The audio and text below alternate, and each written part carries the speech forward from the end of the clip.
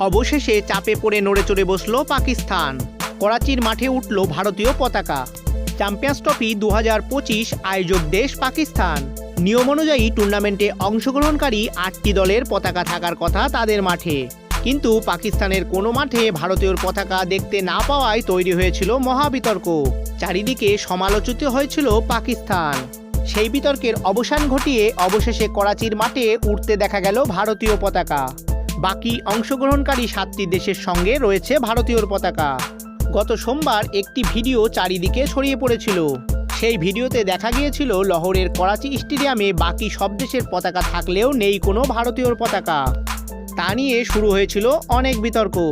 কথা অনুযায়ী যে মাঠে খেলা হবে সেখানে প্রত্যেকটা অংশগ্রহণকারী দেশের পতাকা পাশাপাশি আইসিসির পতাকা থাকা বাধ্যতামূলক। সুতরাং পাকিস্তানের যে কটি মাঠে খেলা হবে সেখানে 8টি দেশের পতাকা থাকা উচিত। চাপের মুখে ইন্ডিয়া টুডের ওয়েবসাইটে পিসিবি এক কর্তা বলেছেন, আইসিসির নিয়ম অনুযায়ী ম্যাচের দিন সেই স্টেডিয়ামে 4টি পতাকা টাঙানো যাবে। 4টি পতাকা অর্থাৎ আয়োজক দেশ পাকিস্তান, এছাড়া আইসিসি, তাছাড়া যে দুটি দেশের খেলা হবে তাদের পতাকা টাঙাতে হবে সেই স্টেডিয়ামে।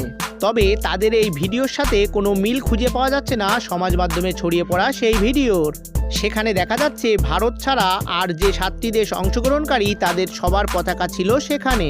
পিসিবির এই ভারতের পতাকা না রাখার জন্য দু দেশের ক্রিকেট প্রেমীদের মনে তৈরি হয়েছিল ব্যাপক উত্তেজনা।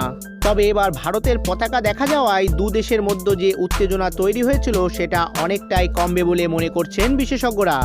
বুধবার পাকিস্তান ও নিউজিল্যান্ডের ম্যাচ দিয়ে শুরু হচ্ছে চ্যাম্পিয়ন্স ট্রফি 2025।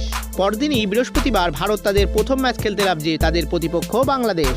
এখন দেখার বিষয় ভারত চ্যাম্পিয়ন্স ট্রফিতে নিজের নামের প্রতি সুবিচার করতে পারে কিনা। Shekhar Sen, SSG can quiz.